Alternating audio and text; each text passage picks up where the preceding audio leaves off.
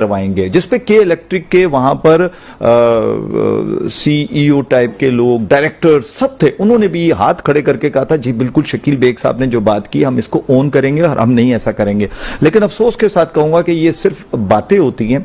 और दूसरी बात ये है कि आप किसी की भी लाइट काटें, बिल्कुल काटें, आपका राइट है, बिजली काटें, आप मीटर काटने का राइट नहीं रखते।